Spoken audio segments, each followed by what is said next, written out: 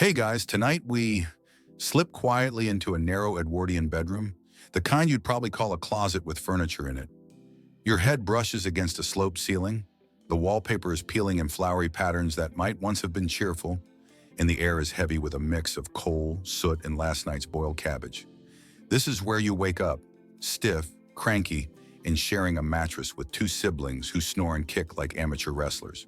You probably won't survive this, at least not with your sanity intact. So before you get comfortable, take a moment to like the video and subscribe, but only if you genuinely enjoy what I do here. And while you're at it, drop your location and the time where you are into the comments. I love seeing the mix of night owls and early birds tuning in. Now, dim the lights, maybe turn on a fan for that soft background hum, and let's ease into tonight's journey together. The first thing you notice each morning is the cold. There's no central heating humming away. You rely on the faint warmth of yesterday's embers in the downstairs fireplace. The windows don't shut properly, so a steady draft creeps in, biting at your nose. You tug the scratchy wool blanket tighter, but it never really helps. The mattress beneath you sags like a tired trampoline, and the straw stuffing crunches every time someone shifts. And someone always shifts. Usually your little brother who decides at 5 a.m. that this is the perfect moment to practice stretching his arms. You sit up and bump your head against the sloped beam. Not exactly the Instagram aesthetic bedroom of dreams. Beds were often shared, children stacked together like mismatched spoons, because space was a luxury most Edwardian families didn't have. In fact, one mainstream fact that often surprises people is that even lower middle-class families tried to squeeze in extra boarders or lodgers. Renting out a corner of the house to a stranger was sometimes the only way to keep food on the table. Imagine brushing your teeth next to someone you barely know. Well, okay, brushing your teeth wasn't exactly an everyday thing either. You glance around. The wallpaper curls at the edges, and a damp patch spreads in one corner. The chamber pot under the bed is half full because nobody feels like braving the outside privy in the freezing dark. That smell? Yeah, you're not imagining it. And when you do finally shuffle toward the pot, you're very aware that any splash noise might wake your sister, who has perfected the art of complaining loudly at dawn. The morning ritual is mostly about layers. You wriggle out of night clothes, thin, patched, probably hand-me-downs, and into daywear. But here's a quirky tidbit. Some Edwardian children basically slept in their underwear because changing was considered optional. Clothes were expensive, washing was laborious, and fresh often just meant brushing off crumbs. You might pull yesterday's stockings back on, hope the hole near your toe doesn't spread, and shrug into a shirt that's stiff with soap residue. You can hear life beginning downstairs, the clatter of coal being dumped into the scuttle, the rasp of your mother striking a match to coax the fire. Coal dust is everywhere in this house. It settles on windowsills, gets into lungs, and coats your fingernails. Historians still argue whether coal smoke contributed more to long-term lung disease or to the eerie romantic fog that Edwardians later got nostalgic about. Either way, you're coughing before breakfast. You stumble across the floorboards, careful to dodge the creaky plank that betrays any midnight snack raids. Shoes are lined up like battered soldiers by the door. You jam your feet into boots that still carry yesterday's mud from the alleyway. The laces are frayed, the soles leak water, but they're yours. Hand-me-downs are a constant shuffle of sizing in a family with too many kids. Down the hallway, another bedroom door bursts open. Out comes your father, shirt half buttoned, muttering about the cost of bread again. He's got one eye on the clock, one eye on the pocket watch he's forever polishing, but can't really afford to replace. Timing is everything. If he misses the tram, he's late for work, and lateness can mean wages docked. There's a tension that sits heavy even in the morning gloom. Back in your room, you tug the bedsheet straight because if you don't, your mother will notice and lecture you about orderliness for the rest of the week. The sheet itself is thin, patched in 3 different patterns, and smells faintly of carbolic soap from the last rare wash day. You're not exactly sinking into Egyptian cotton here. Still, it does its job, keeping the worst of the chill off, if not the smell of the chamber pot. The siblings begin their chorus, one whining about a missing sock, another already chewing a crust of bread smuggled from last night. There's no privacy, no calm start to the day. You're in constant contact, pressed shoulder to shoulder in a room that would make modern minimalists cry. Even the dresser is shared, drawers jamming from being overstuffed with mismatched stockings and worn shirts. A small frame photograph sits precariously on the dresser. Family portraits were precious, often the only luxury on display. Quirky side note, some families propped photographs of deceased relatives in the children's rooms, partly for memory, partly as moral reminders. So yes, you might literally wake up to Aunt Mabel staring sternly at you from the dresser, silently judging your wrinkled shirt. The morning smell is a mixture of coal smoke drifting up, damp linen, and soap. You can hear the outside world starting too.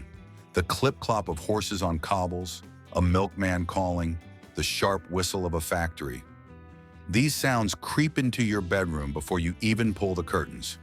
When you do yank them back, the glass is fogged and smeared. Wiping it clears just enough to glimpse a neighbor shaking out rugs onto the street below. You sigh, knowing you'll probably be sent to do the same later. You can't help but notice how little time there is for softness.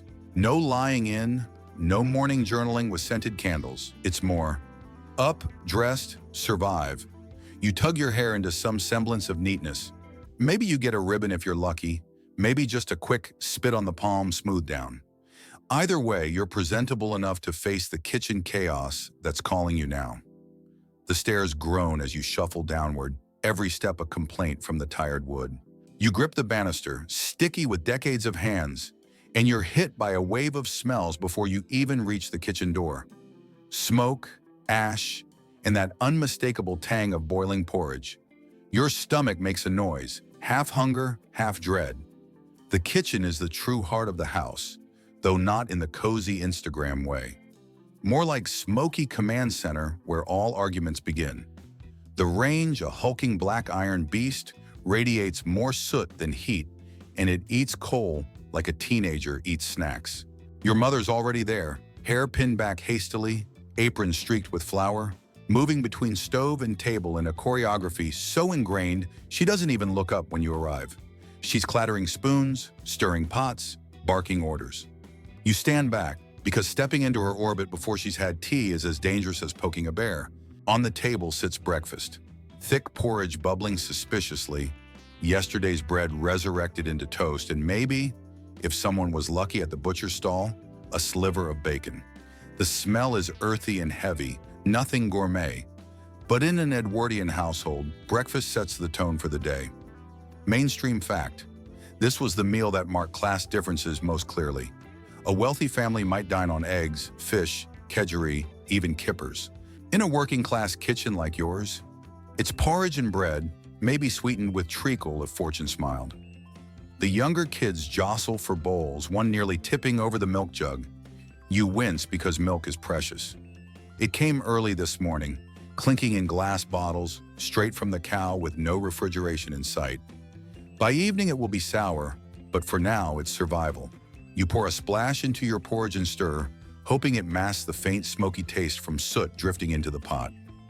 Your father stomps in, adjusting his collar, muttering again about bread prices.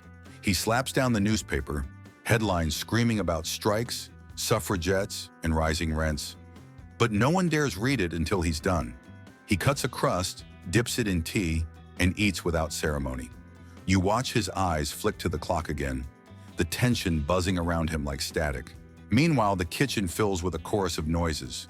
Chairs scraping, spoons clinking, children whining. It's like breakfast inside a brass band rehearsal. You take a bite, lukewarm, lumpy, sticks to your teeth porridge, and force yourself to chew slowly. Someone cracks a joke about the porridge being so thick you could patch a roof with it. Nobody laughs too loudly though, because your mother has no patience for complaints about food. A quirky tidbit. Eels were actually a cheap Edwardian staple, often sold jellied or stewed. In some homes, a pot of eels might appear even at breakfast, though you're secretly relieved it hasn't turned up here. Still, you keep one nervous eye on the pot, just in case. The younger children squabble over jam. There's barely a spoonful left in the jar, and spreading it is more about imagination than flavor. One smears a pink streak across toast and grins as if it's a feast. You wonder if you'll ever get more than the crust. Your father clears his throat, silence drops, and he announces, "Bread's gone up another halfpenny." The room deflates like a punctured balloon. Everyone knows that means sacrifices. Less coal, fewer treats, longer hours at work. Breakfast isn't just about eating, it's about hierarchy. Your father eats first, your mother nibbles last, and the children hover in between. You pass bowls, scrape pots, and quickly learn the art of taking just enough so no one glares at you. It's a survival strategy honed over years of cramped kitchens. As you eat, the outside world barges in through the thin windows. You hear the milkman calling, the rattle of coal carts, the faint cry of muffins, fresh muffins from a street vendor. Those sounds mix with the clatter inside, creating a symphony of daily life. You imagine the muffins, warm, golden, but know the coins in your family's jar won't stretch that far this week. Historians still argue whether working-class Edwardian diets were as monotonous as they seem. Some suggest families found creative ways to spice up basics with pickles, dripping, or fish scraps. Others argue it was really just porridge, bread, and tea on repeat. Standing here with your lumpy bowl, you suspect the latter might be more accurate. Your mother finally sits, wiping her hands on her apron, and takes a quick sip of tea before launching into the day's to-do list. Laundry, scrubbing, errands, mending. She assigns chores like a general planning a battle. You nod at your tasks, knowing protest is useless. The porridge in your bowl has cooled into something resembling plaster, but you scrape the last spoonful anyway. Waste is unforgivable. The fire pops, sending a shower of sparks, and your little brother squeals. Your mother swats him gently with a spoon, muttering about clumsy hands. You look around at the table, mismatched mugs, cracked bowls, breadcrumbs scattered like confetti, and realize this is as close to family bonding as it gets. Breakfast winds down. Father gulps his last sip of tea, grabs his hat, and bolts for the door with a muttered, "Don't be late." The children scatter, some to school, some to chores, and the kitchen empties. The smell of porridge lingers, mingling with smoke, as you're left staring at the crust of bread on your plate. It's not glamorous, not memorable, but it's fuel for the long day ahead.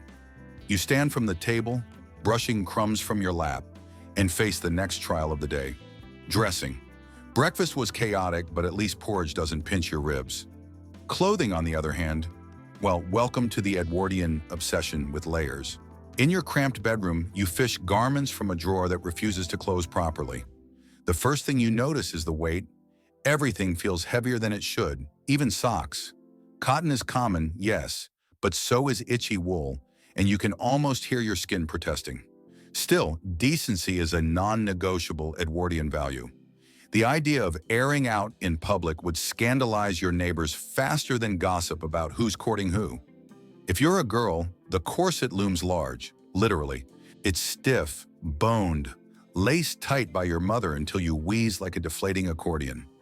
She pulls the strings with practiced strength, telling you it's good posture training, even though your spine begs to differ. The fashion magazines rave about the S-bend silhouette, hips thrust back, chest forward, spine curved like a question mark. You don't feel fashionable, you feel like a pigeon impersonator. Mainstream fact: the corset didn't disappear until well into the 20th century, and for Edwardians, it was as routine as brushing your teeth. Well, brushing occasionally. If you're a boy, the ordeal is different, but hardly more comfortable. Wool shorts, knee socks, a stiff collared shirt, and not just one collar, an extra detachable one, because collars were expected to be crisp and spotless, even if the shirt underneath hadn't seen soap in a month. You button the stiff linen until your neck feels trapped, and you try not to scratch the rash already forming. A quirky tidbit: detachable cuffs and collars had their own nickname, Dickie, and some families only owned one set to pass between siblings. Imagine swapping sweaty collars in rotation like a communal fashion accessory. Hygiene? Let's just say Edwardian noses were accustomed to more odors than ours are today. Your mother insists on stockings, wool in winter, cotton in summer. They sag around the knees, held up by garters that dig into your thighs. You spend more time yanking them back into place than actually walking. Shoes?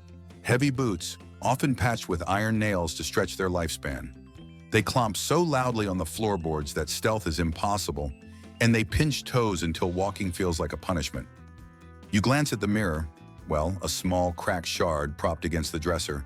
And smooth your hair. If you're lucky, you've got a ribbon or cap. If you're unlucky, just a quick spit and slick does the trick. Edwardian hairstyles take time, especially for girls. Elaborate coils, pins, sometimes even hairpieces borrowed from an aunt. And heaven help you if a strand falls out of place. Your mother will fuss as if you've committed a moral crime. Meanwhile, the room is alive with grumbles. Your younger brother insists his sock has shrunk overnight. Your sister whines that her corset laces are too tight. Father hollers from the hallway that you're all dawdling. You sigh and tug at your cuffs, feeling more like a wrapped parcel than a person. Historians still argue whether Edwardians actually believed these layers made them healthier, or if it was purely about morality and modesty. Manuals of the time preached that thin clothing invites sickness, while fashion houses gleefully churned out more complicated outfits. You're not sure about the medical claims, but you do know this much. Breathing feels like a luxury right now. Downstairs, your mother is already folding laundry for the next cycle. Laundry day is an epic saga of boiling, scrubbing, wringing. Clothes don't get washed daily, not even close. That shirt you're wearing? It might be on day 5, 6, or 7, depending on your family's schedule. Soap leaves stiff patches, and coal smoke seeps into fibers no matter what. You resign yourself to smelling like a chimney until further notice. At last, you're fully dressed. Shirt, collar, cuffs, stockings, boots. If you're a girl, chemise, corset, petticoat, skirt, blouse, belt, boots, hat. You sway slightly under the weight of fabric, muttering that modern pajamas would have been a far better option. But this is Edwardian life. Appearance matters, even if you're just trudging through mud to school or factory. You adjust your hat, the final piece. Edwardians loved hats. Straw for summer, felt for winter, often decorated with feathers. In fact, here's another quirky tidbit. Entire species of birds were nearly hunted to extinction because fashionable women wanted exotic feathers on their hats. You might not have a rare heron feather, but you do have a ribbon curling at the brim. The air in the hallway smells of polish and coal. You glance back at the bedroom. Sheets half made, chamber pot tucked out of sight, clothes hanging on pegs. It's messy, cramped, but strangely comforting. You take a deep breath, well, as deep as the corset allows, and prepare to step outside into the noisy, unpredictable Edwardian streets.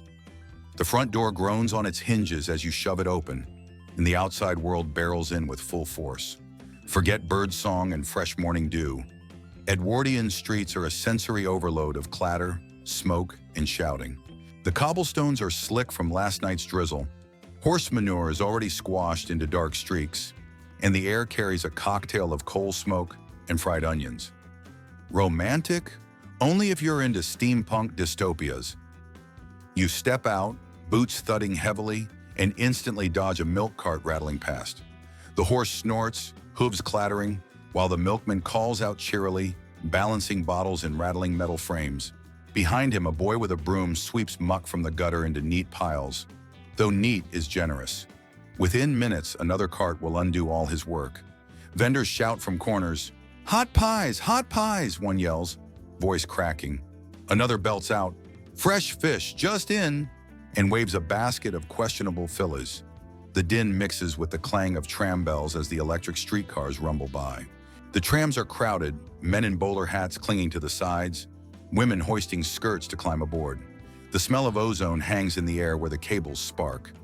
Historians still argue whether the Edwardian city was more chaotic than Victorian streets, or if people just got better at complaining in print.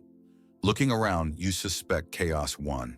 A messenger boy weaves through traffic on a rickety bicycle, nearly colliding with a hansom cab, while a dog darts between wheels in hot pursuit of a crust.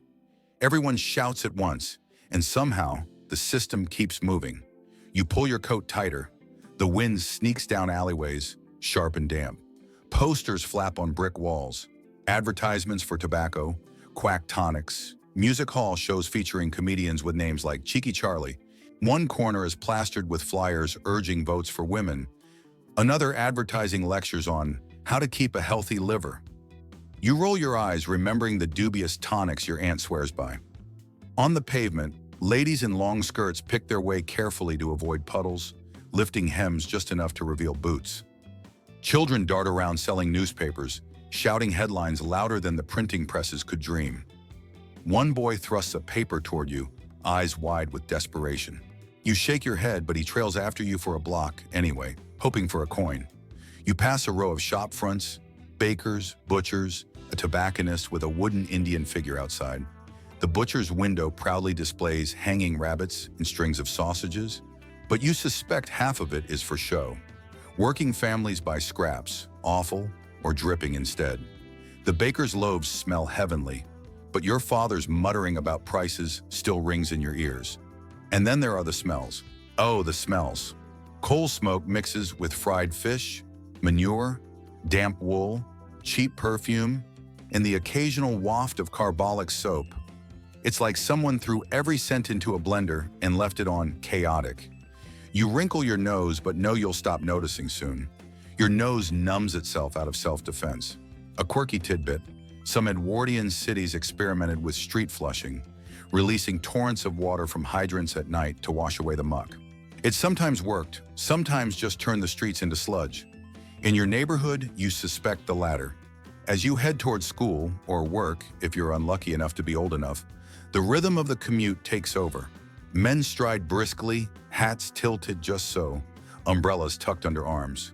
Women herd children like sheep, swatting them back onto the pavement when they stray too close to tram lines. You clomp along, boots pinching, feeling small in the tide of people. Overhead, chimneys belch smoke into a sky already gray.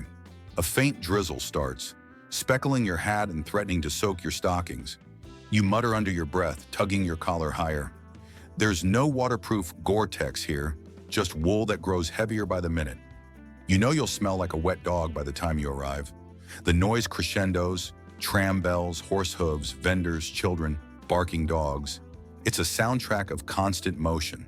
Yet beneath it all, there's a rhythm of routine. Everyone knows their route, their stall, their corner. The chaos is almost comforting, like white noise but with manure. You glance down an alley and see washing strung overhead, dripping in the rain. Women lean from windows, gossiping across the narrow gap, voices carrying over the clatter below. A cat perches on a windowsill, tail twitching as it eyes a pigeon. The pigeon, oblivious, pecks at crumbs that might be older than you. At the tram stop, you pause. A line of people waits, shuffling, stamping feet to stay warm. A man sneezes into a handkerchief, folds it neatly, and tucks it back into his pocket, a detail you try not to dwell on. The tram screeches to a halt, sparks crackling overhead, and the crowd surges forward. You squeeze in, press shoulder to shoulder, smelling someone else's breakfast onions. You grip the rail, swaying as the tram lurches forward. The streets blur past. Shop signs, posters, children darting. The bell clangs relentlessly, warning everyone to clear the tracks. A woman near you sighs loudly, muttering about filthy boots on skirts. You pretend not to hear, focusing instead on the rhythm of the wheels. It's not glamorous, not efficient, and certainly not sanitary. But this is the daily commute, a jumble of clatter, smoke, and humanity, somehow moving forward together. You glance out the window, watch the city pulse with life, and brace yourself for whatever lessons or wages await on the other end of the ride. The tram jolts to a stop, and you spill out with the tide of bodies, boots hitting the cobbles. If you're lucky, your destination is a schoolhouse. If you're less lucky, it's a factory gate. Today it's school, though lucky is debatable. The building looms ahead, a red brick box with soot-stained windows and a bell that clangs like it's angry at the concept of children. You shuffle inside, shaking drizzle from your hat, and the smell hits you instantly. Chalk dust, damp wool, and the faint sting of carbolic disinfectant. The hall echoes with the shuffle of boots and the shrieks of latecomers. A stern teacher patrols with an expression carved from stone, eyes sweeping the crowd like searchlights. You keep your head down, because nothing good comes from catching that gaze. The classroom is rows of wooden desks, scratched with initials and gouged from decades of bored fingernails. Each desk has an inkwell, sticky with spills, and the seats are benches that ensure your back will ache within minutes. On the blackboard, today's lesson is scrawled in neat loops of chalk: arithmetic, dictation, geography. The teacher taps the board with a pointer, the sound sharp enough to make you sit straighter. Mainstream fact: Edwardian schooling was shaped by the 1870 Education Act, which made basic education compulsory. But basic was the key word: reading, writing, arithmetic, and a lot of rote memorization.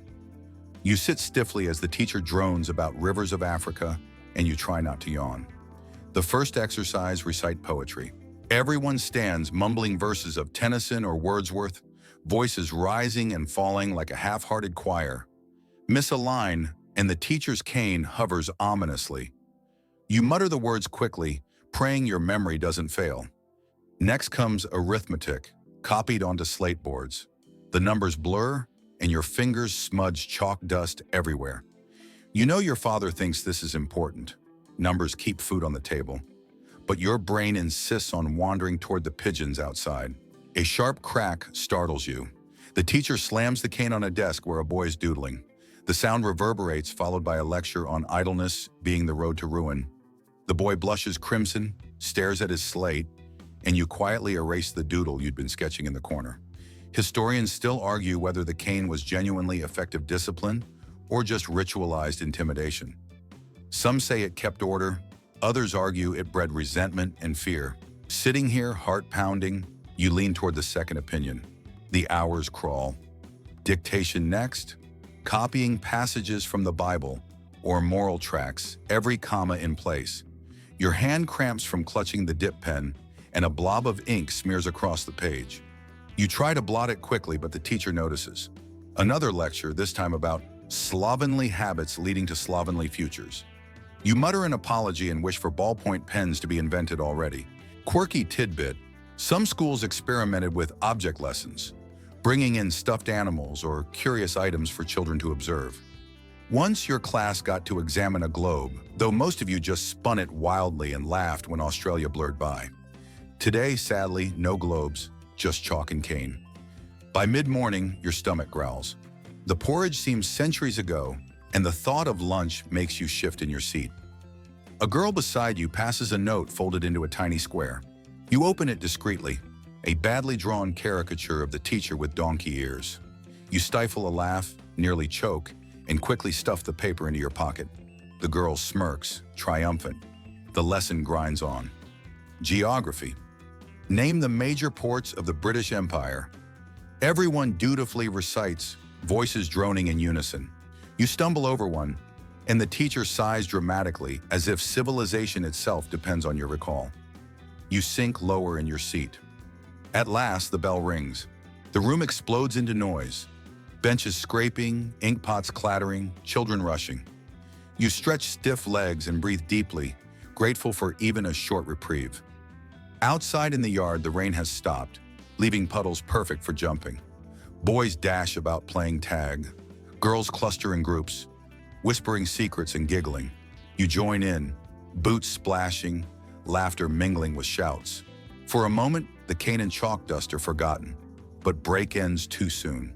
The bell clangs again, herding you back inside. The afternoon lessons blur together. More recitation, more arithmetic, the occasional hymn sung with drooping enthusiasm. You fight drowsiness, eyelids heavy, while the teacher's voice drones on like an endless sermon. By the time dismissal comes, you're weary, ink-stained, and carrying the weight of memorized verses that will probably evaporate by morning. You file out, grateful for fresh air, even if it smells of coal smoke and horse manure. Education, Edwardian style. Equal parts discipline, memorization, and boredom, with just enough mischief squeezed in to keep you sane. The schoolyard empties behind you, and the city swallows you back up in its smoky embrace. But not everyone heads home with a slate under the arm. Many shuffle toward work, and if you're old enough, that's exactly where you're going too. Edwardian childhood could end shockingly early, 12, 13, sometimes even younger. One day you're reciting geography, the next you're standing on factory floors breathing fumes thicker than your porridge. Your father's already at his job, most likely. He spends long hours bent over in a shop or factory, part of the machinery himself. Work is routine but grueling, Endless hammering, cutting, stitching, or counting, depending on the trade. You, trudging alongside other weary figures, get a sense of the city's pulse in motion. Thousands funneling into workplaces where the day drains away. You reach a textile factory. The building looms, windows streak black, the hum of machines already audible through the brick walls. Inside, the sound swallows you whole. Looms clatter, belts spin, gears grind. It's deafening, so loud that you can't even shout to the person next to you without straining. The floor is a blur of motion, and you take your place in line, hands already aching just from anticipation. Mainstream fact: by 1910, more than 40% of the British workforce was employed in manufacturing industries. Factories were the backbone of Edwardian life, and the hours stretched painfully. 10, 12, sometimes 14 in a day. You set to work feeding threads, oiling machines, or carrying bundles, and the monotony sets in almost instantly. The air is heavy with lint, so fine it sticks to your eyelashes and makes your throat itch. Breathing feels like swallowing cloth. You cough, but the noise disappears into the clatter. Around you, children your own age or younger work barefoot, toes blackened by soot, nimble enough to dart under machines when threads tangle. You wince watching one crawl under moving gears, thinking of what could happen in a heartbeat. Quirky tidbit: children were sometimes nicknamed scavengers or piecers, sneaking into machinery mid-operation to fix jams. Health and safety? Not exactly top priority. Your supervisor paces, eyes sharp, cane in hand, not to strike machines but workers. Slowing down, slipping up, or even pausing for breath can earn you a sharp smack. Historians still argue whether discipline in these workplaces was genuinely about efficiency or simply a display of power. Either way, the message is clear. Keep moving. The clock ticks slowly, each minute dragging like a century. You find your rhythm: feed, tie, pull, repeat, hands raw, back stiff, eyes watering. You're part of the machine now, swallowed by repetition. Around you, gossip bubbles and snatches. Rumors of strikes, complaints about pay, laughter over someone's botched haircut. These little conversations are lifelines, tiny rebellions against monotony. At midday, the whistle blows. You sag with relief, though the break is brief. Workers spill into the yard, clutching tins of tea, hunks of bread, maybe a piece of cheese if they're lucky. You sit on a step, stretching sore legs, and watch as steam curls from the factory roof. You chew slowly, trying not to taste the coal dust that clings to everything. Some older men light pipes, the sweet tang of tobacco drifting through the air.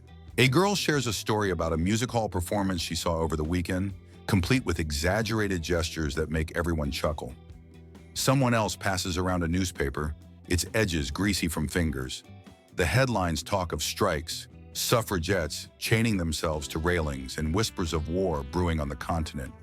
You half listen, more focused on cramming in food before the whistle shrieks again. And then it does. Back inside, back into the roar. Afternoon stretches endlessly, hands moving on autopilot, brain wandering. You think of the tram ride home, of supper, of maybe sneaking a game of marbles if time allows. But mostly you think of stopping, of silence. The machines show no mercy, grinding on until the day's quota is met. By evening, when the final whistle blasts, you stagger out with the others, legs wobbling, ears ringing. The sky is smudged with smoke. The streets alive with workers heading home, all wearing the same slumped posture. Your clothes are coated in lint, your skin sticky with sweat, your lungs tight from dust. Work in Edwardian times isn't glamorous, and it isn't forgiving. It's routine, relentless, and expected. You're one cog in a vast machine, and tomorrow you'll do it all again. For now, though, the thought of supper and a warm fire pulls you forward, one weary step at a time. You finally push open the door of your house, and the familiar weight of domestic life settles back over you. The outside world may roar with tram bells and factory whistles, but indoors the soundtrack is scrub brushes, clanking kettles, and the sigh of your mother muttering about endless chores. Edwardian homes may look neat from the street, but inside, order comes at the cost of constant hidden labor. You drop your boots by the door, and already your mother is shoving a rag into your hand. No time for rest. those floors won't scrub themselves. You kneel on the cold boards, bucket of soapy water by your side, and begin rubbing until your arms ache. The soap stings, raw lye biting at your skin, leaving your hands rougher than sandpaper. Mainstream fact, soap making had become industrial by the Edwardian period, and carbolic or sunlight soap were household staples, advertised as symbols of cleanliness and respectability. Respectable? Maybe. Pleasant? Not so much. The house is a battlefield of dirt versus determination. Coal dust sneaks in through every crack, settling in corners no matter how many times it's wiped away. You scrub the floorboards only to look up and see the mantle coated again. It's like fighting the tide with a teaspoon. Your mother insists on polished brass, spotless dishes, folded linens. The goal isn't just hygiene, it's pride. In a neighborhood where gossip flows faster than water, a shiny doorstep is proof you're not slipping into slovenly ways. Your sister's bent over the stove, polishing the black iron range with paste until it gleams like obsidian. It's a Sisyphean task. By tonight, soot will dull it again, but still, she rubs until her rag is blackened. You glance over at the laundry basket, piled high. Washing day looms like a storm cloud. Everyone dreads it. The boiling copper, the endless wringing, the heavy wet clothes that take days to dry. And let's not even start on ironing. Those irons are literal hunks of metal heated on the fire, heavy enough to crush your toes if you drop one. A quirky tidbit, some Edwardian households still used beetle stones, smooth slabs for pounding laundry with mallets. The rhythmic thud echoed down streets, a kind of percussion orchestra of drudgery. You silently thank the heavens your family sticks to a wash tub, though your arms ache enough without stone pounding. Chores extend beyond laundry and floors. There are boots to polish, brass door handles to shine, coal grates to empty, chamber pots to scrub, a task so despised it's usually handed to the youngest. You catch sight of your little brother staggering outside with a full pot, arms trembling, and you silently pray he doesn't spill it on the steps. Historians still argue whether Edwardian women truly embraced housework as noble domestic duty or whether the endless grind was a trap disguised as virtue. Manuals of the time frame cleanliness as moral, implying dust equaled sin. Your mother repeats those phrases often, though the exhaustion in her eyes hints at a more complex truth. Afternoons often blur into this domestic symphony. You polish a spoon until your reflection stares back warped, then move on to brushing clothes to rhythm of lint. You sweep ashes from the hearth, careful not to stir too much and choke yourself on soot. And always, there's the clock ticking down to supper, when everything must look presentable, even if chaos lurks behind every closed door. Between tasks, you steal small moments. You lean out the window to watch neighbors beating rugs, clouds of dust billowing like smoke signals. A cat darts by with a fish head clamped in its jaw. Somewhere, a piano tinkles from an upstairs flat, the notes cheerful and defiantly out of tune. You grin, reminded that not all Edwardian life is coal dust and chores. Sometimes a melody slips in to lighten the air. But then, back to work. You lug coal scuttles from the shed, black dust coating your clothes. Your mother inspects your progress with hawk-like precision, clicking her tongue at streaks you missed. You mutter under your breath, only to earn a sharp glance that reminds you complaints don't wash dishes. When at last the kettle whistles for tea, it feels like a reprieve. You sink onto a chair, hands raw, face smudged. Domestic labor may not earn wages, but it shapes every hour of home life. The polished range, the swept floor, the folded linens. They're invisible victories undone daily, but victories nonetheless. And tomorrow, the coal dust will creep back, the chamber pots will fill again, the spoons will tarnish, and you'll repeat it all. In an Edwardian home, hidden labor isn't just part of life, it is life. When the endless scrubbing and polishing finally ease, your stomach makes its complaint loud enough for everyone to hear. In an Edwardian city, hunger isn't solved with a quick tap on a phone app. It's solved by braving the noisy, greasy streets and sniffing out something edible among the stalls, carts, and dubious pie shops. You pull your coat tighter and step outside, following the scent of fried onions and fresh bread. The streets are alive with vendors, their calls overlapping in a chaotic chorus. Hot pies, penny pies. Eels, fresh eels, still wriggling. Chestnuts, piping hot, only a halfpenny. Your mouth waters and your stomach growls again, though a tiny voice in the back of your head wonders how many rats shared the fishmonger's baskets before the morning delivery. Mainstream fact: cheap street food was a lifeline for Edwardian working families. For a penny or two, you could fill your belly, even if the quality wasn't exactly Michelin star. Meat pies oozed mystery fillings, often scraps of offal minced with potatoes and onions. Penny dreadfuls might have been the name of cheap magazines, but the pies could just as easily claim the title. You hand over your coin, and the vendor slaps a steaming pie into your palm, grease soaking through the paper. One bite in and it's scalding hot, molten gravy threatening to sear your tongue. You juggle it, blowing frantically while trying to look like you're enjoying every second. Not brave enough for a pie? There's always jellied eels. Yes, eels. Chopped, boiled, cooled until the natural gelatin sets into a quivering, translucent wobble. You watch a man fork a chunk into his mouth with relish and shudder. Quirky tidbit: eel shops in London were so popular that even genteel families sometimes indulge, though most people today would back away politely or sprint. Still, eels were cheap, nutritious, and abundant in the Thames before pollution wiped out the stocks. You wander further down the street catching whiffs of fried fish. Yes, fish and chips were already an Edwardian staple.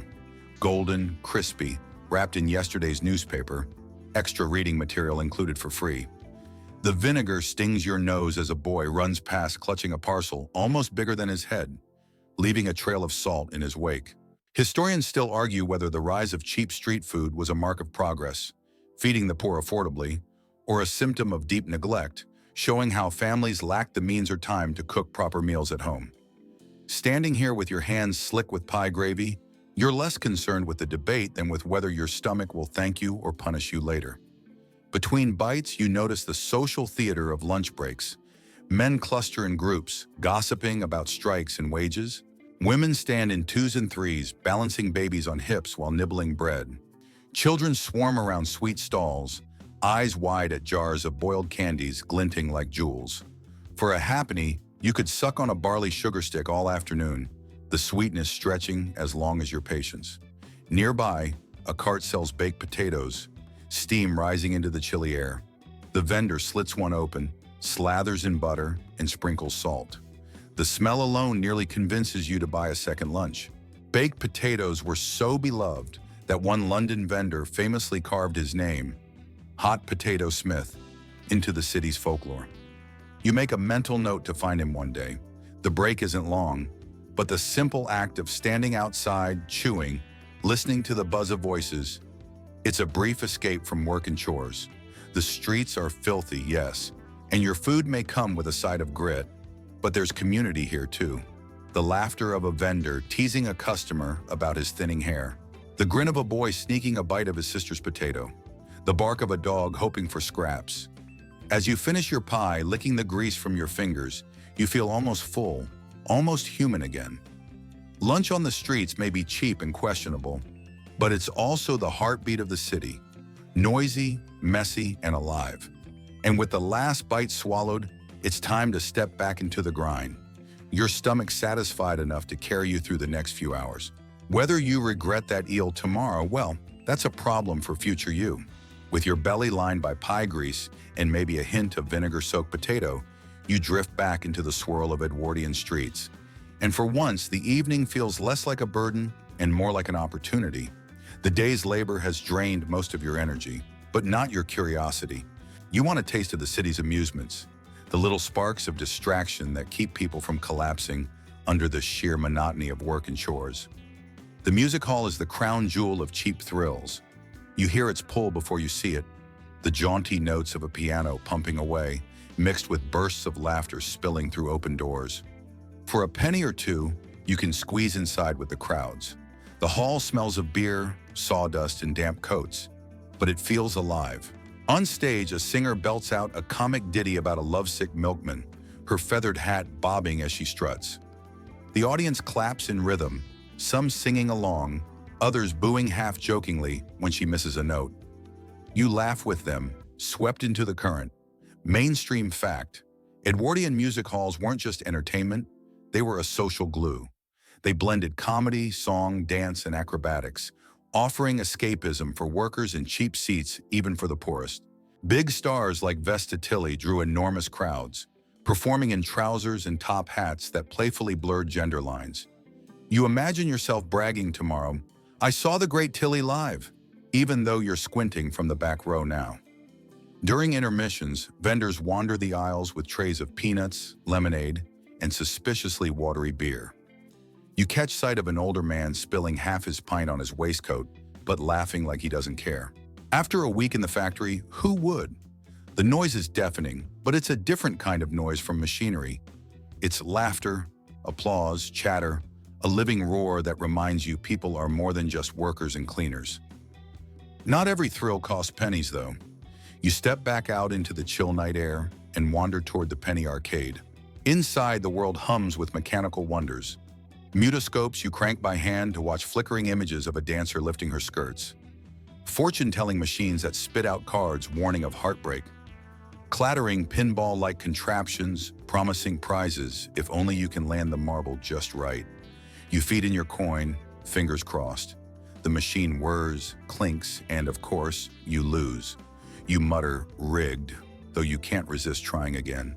Quirky tidbit, some arcades even housed electrical shock machines, where daring patrons gripped metal handles to see how much current they could withstand. Supposedly invigorating, really just a public way to watch your mates yelp and flail while pretending they weren't in agony. You sidestep that one. Your nerves are frayed enough from the factory. Historians still argue whether these amusements reflected growing freedom for the working classes or were merely pressure valves to keep people docile between shifts. Were penny arcades a form of empowerment or just another trap of capitalism? You shrug inwardly, too busy laughing at a boy who's convinced the fortune machine really does predict his engagement at age 16. And then there's the seaside. If you're lucky enough to afford a train ride once or twice a year, for now you just daydream about it. Rows of striped bathing tents, brass bands tootling on the promenade, donkey rides in the sand. But the postcards sold here in the city capture a cheekier side of seaside life. Saucy jokes, oversized bosoms, and bumbling policemen. You flip through a rack of them, blushing at one too bold to show your mother.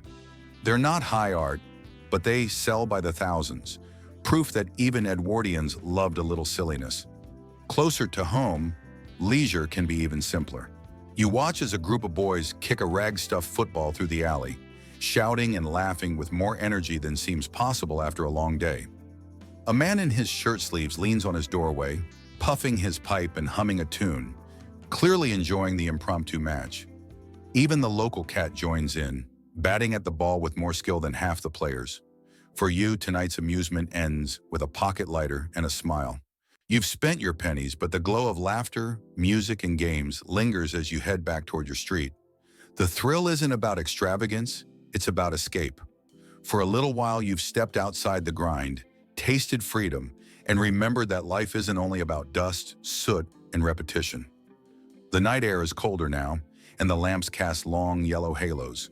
You hug your coat tighter, thinking of supper waiting at home.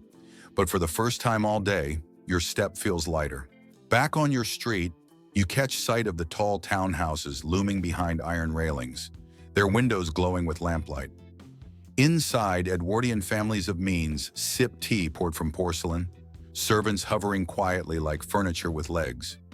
You can't help comparing that hush of wealth with the noisy jumble of your own cramped rooms. The class divide in this world isn't subtle. It's stitched into every curtain, every crumb of bread, every breath of air.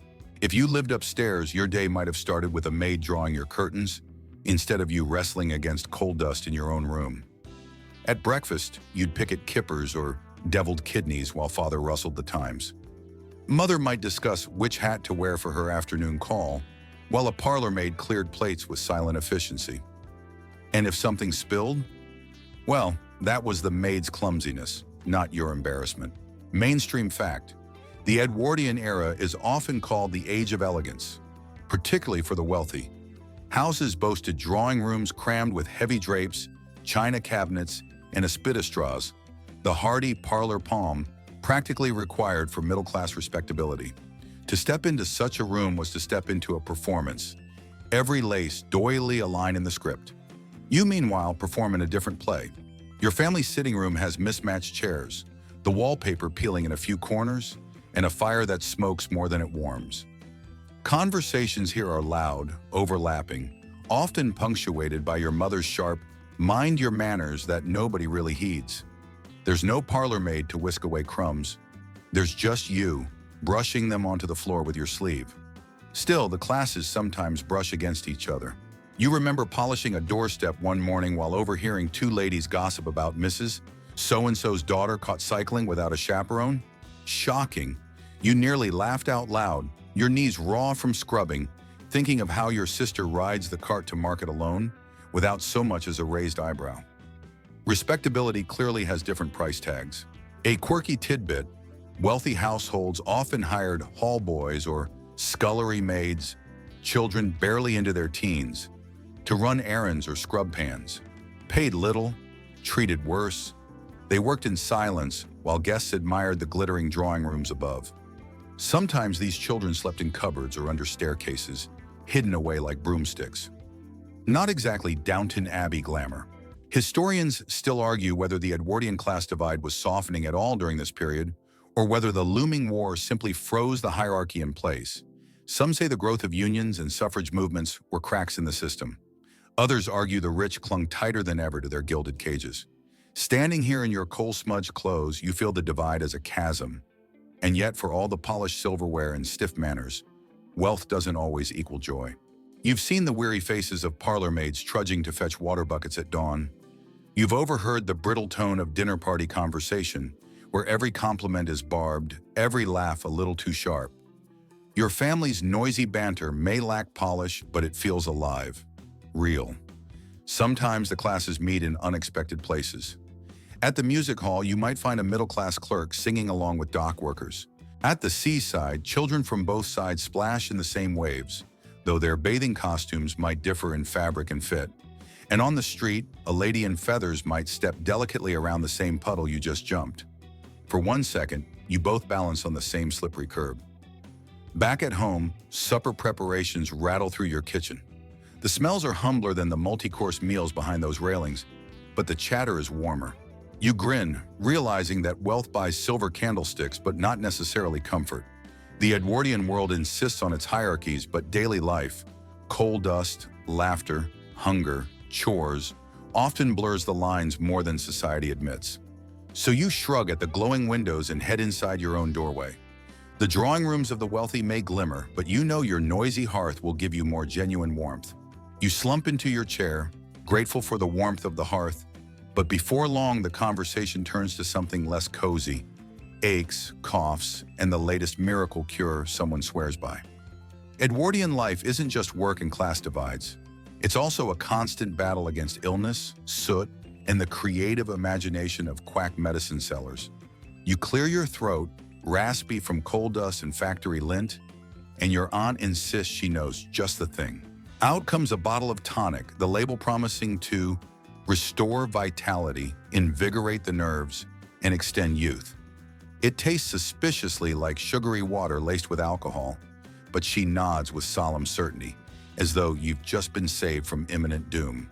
Mainstream fact: patent medicines flourished in the Edwardian period. You could buy bottles of Lydia Pinkham's vegetable compound, touted as a cure-all for women's complaints, or Dr. William's pink pills for pale people. Yes, that was the real name. Most of these tonics were unregulated, often laced with alcohol, cocaine, or opiates, which explains why people swore they felt better after a dose. You take a sip and suddenly your cough feels less important, though that might just be the whiskey burn. But the health scene wasn't all tonics. Some swore by electricity. You might wander into a shop displaying belts wired with buzzing currents, advertised as nerve stimulators to restore male vigor or cure headaches. Quirky tidbit: one especially bold contraption promised to regrow hair by zapping the scalp. You imagine rows of bald Edwardians willingly shocking themselves into optimism and try not to laugh too loudly. Real medicine, meanwhile, was uneven. Doctors could diagnose with stethoscopes and thermometers, but antibiotics hadn't arrived yet, and X-rays were still something of a dangerous novelty. If you caught tuberculosis, consumption, they called it, your options were limited. Some were sent to sanatoria in the countryside, where the clean air and strict routines were thought to heal. Others just wasted away at home, the family hanging damp sheets to try and keep germs from spreading. Historians still argue whether the Edwardian obsession with health tonics reflected genuine medical ignorance or a deep anxiety about modern life's stresses. Was it quackery preying on fear or a cultural coping mechanism for an era that industrialized faster than the human body could adapt? Either way, your cupboards might rattle with bottles promising vigor, while you quietly hoped the coal dust didn't finish you off first. Beyond the tonics and belts, there were simpler remedies. Honey and lemon for sore throats, mustard plasters slapped onto chests to draw out illness, vinegar-soaked cloths wrapped around foreheads to soothe fevers. These folk cures persisted alongside the flashy adverts in newspapers. Sometimes they even worked, though not always in the way intended. That mustard plaster on your chest. It leaves your skin red and tingling like you've hugged a hot stove, but at least you forget your cough for a while. And then there were the fads. Fresh air cults urging people to sleep with windows wide open, even in midwinter, bundled under mountains of blankets to purify the lungs. Hydrotherapy enthusiasts plunging into icy baths every morning to stimulate circulation. You picture yourself leaping into a tub of freezing water at dawn, teeth chattering, muttering, yes, invigorated, definitely invigorated, while secretly plotting never to repeat the experiment. Your own family debates these remedies as the kettle boils. Your uncle swears by cod liver oil, holding up the bottle with a grimace. The stuff is foul, but he insists it keeps bones strong. Your younger brother wrinkles his nose, pretending to gag until your mother wraps the table. Meanwhile, your grandmother mutters that none of it matters. What really works is prayer and a good night's sleep. Looking around the room, you realize that Edwardian health is less about certainty and more about trial, error, and sheer hope. Whether it's a tonic laced with brandy, a belt buzzing with electricity, or just a mustard plaster and crossed fingers, everyone clings to something, and tomorrow they'll probably swear by something else entirely. You yawn, rubbing your temple, and decline another spoonful of miracle tonic. You've survived another day without keeling over, which in Edwardian times feels like its own small miracle.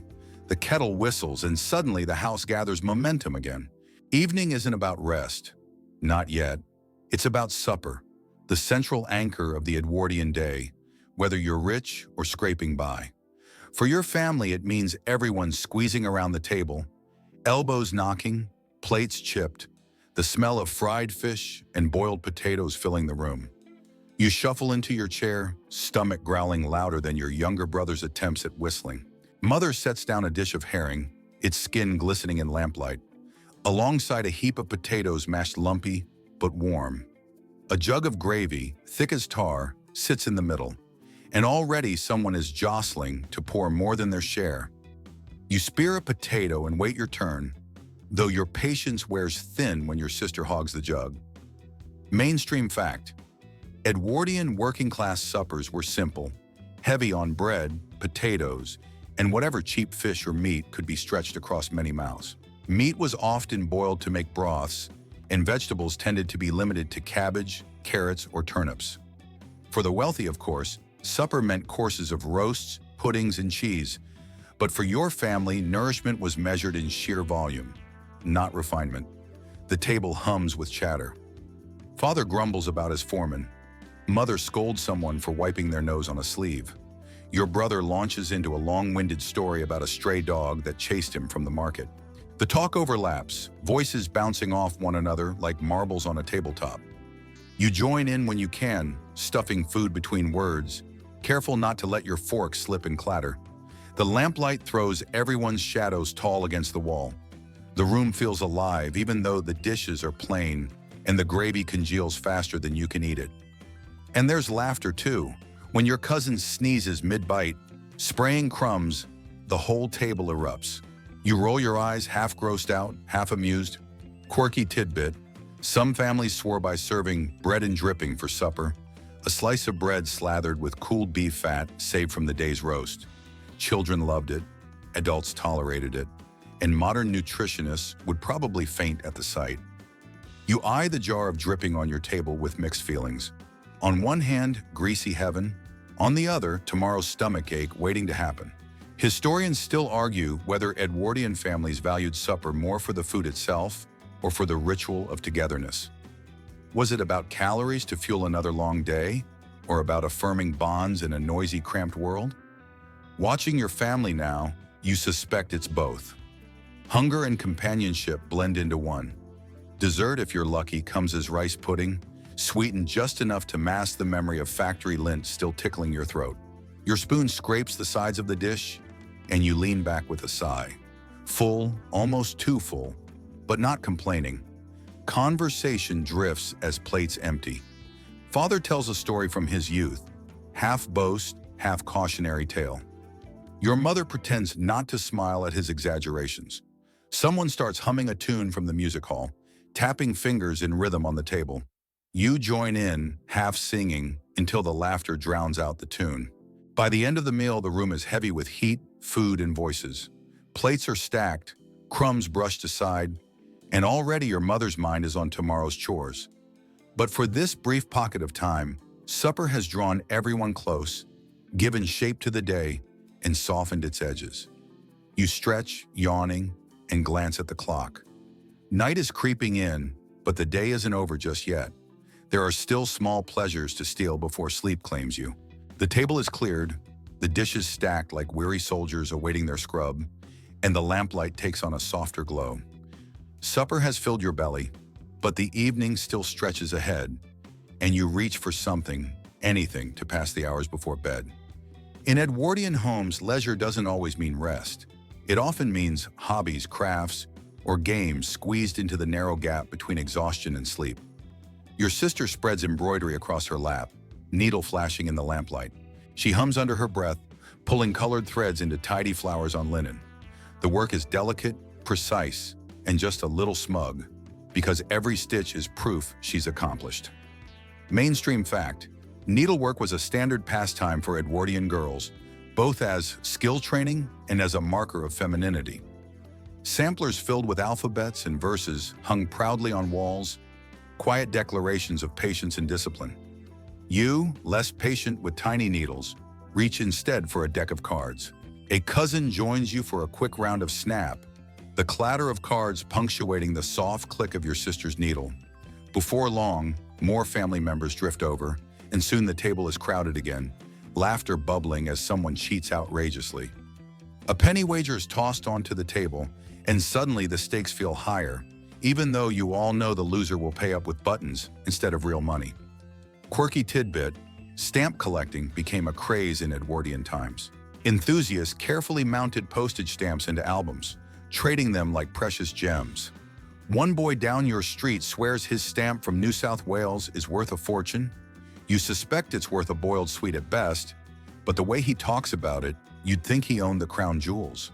For those with a bit more energy, parlor games are the height of evening entertainment, charades with wild gestures and exaggerated faces, blind man's buff, which inevitably ends with someone knocking over a chair, and the mischievous favorite, Snapdragon, a game where raisins are plucked from a dish of flaming brandy.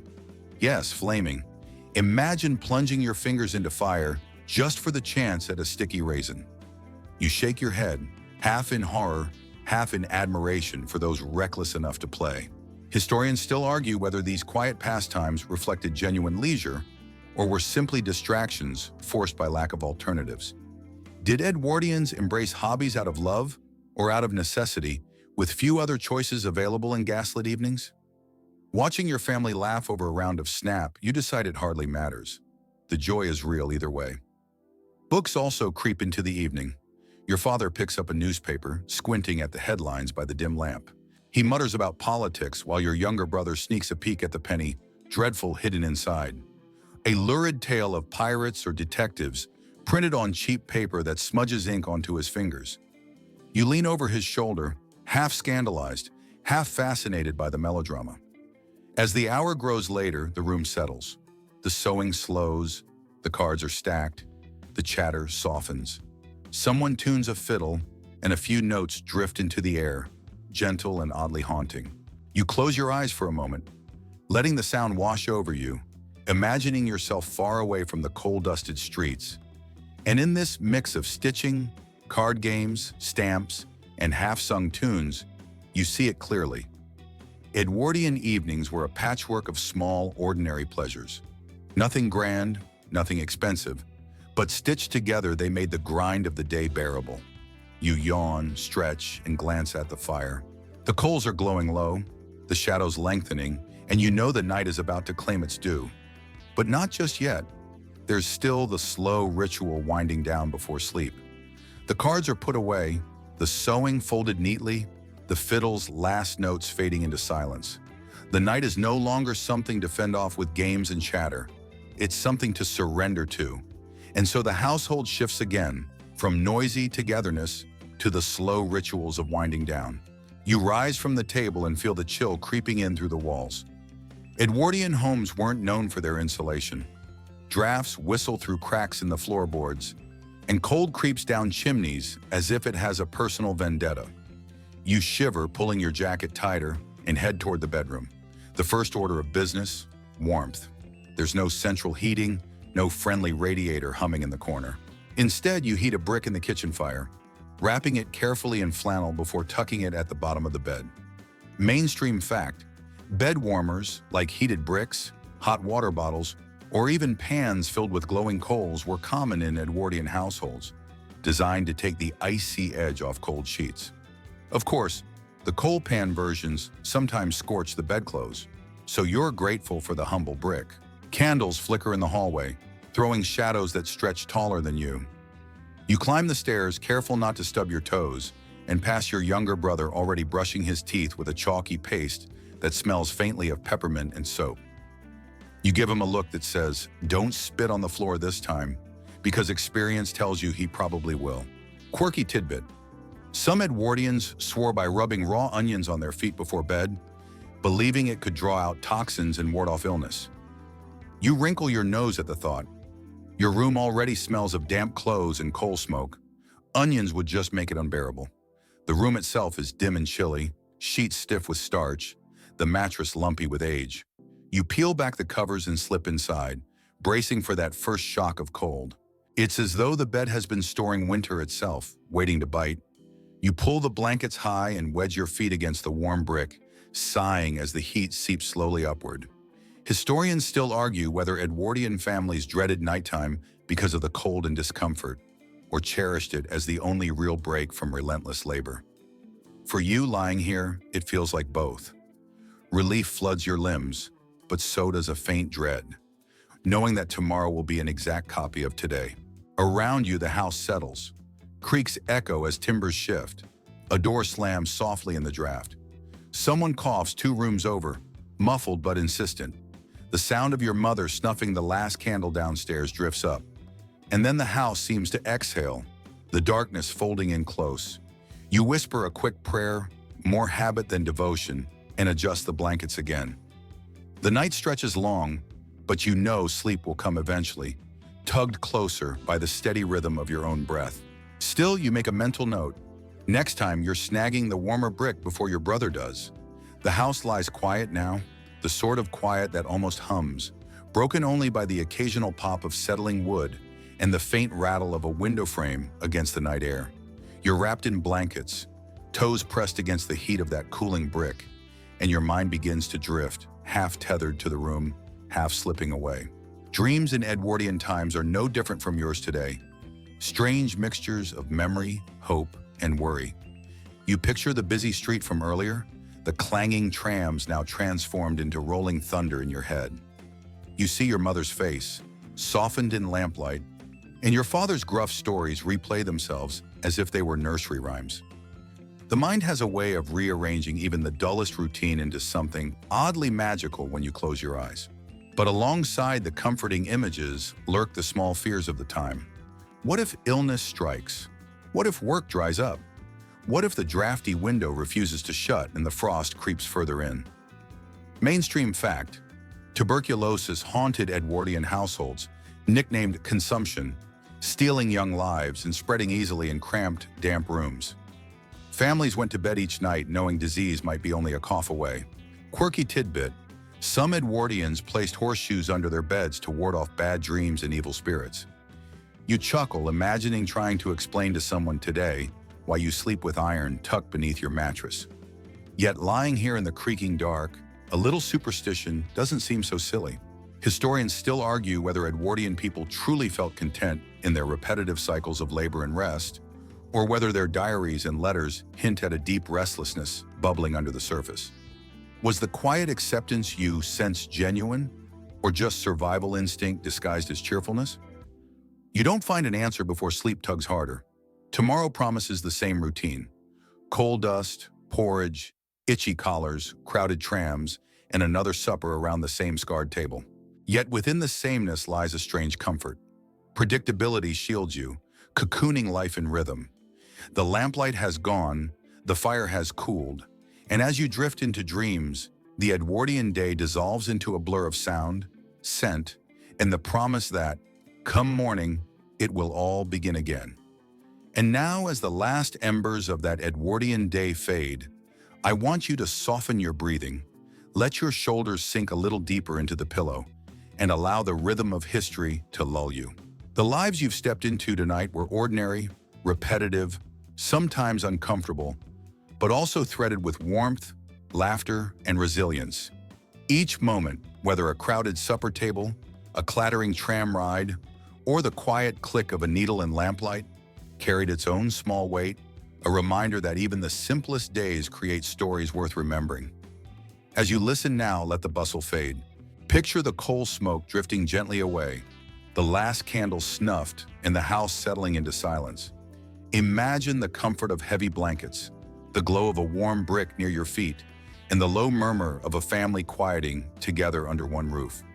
In your mind's eye, let the shadows stretch long and slow, smoothing the edges of thought until nothing feels rushed. The Edwardian world had its hardships, its constant repetition, its endless labor. Yet here, in this sleepy retelling, you can let all of that soften, like fog dissolving at dawn. You don't need to solve the debates of historians or worry about what tomorrow brings. Just rest, wrapped in the knowledge that human beings have always sought comfort in routines, laughter, and togetherness. So close your eyes, let your breath fall steady, and feel the quiet hum of history carrying you into dreams. No trams, no canes, no drafty windows, just stillness, warmth, and the calm certainty that sleep is here. Good night.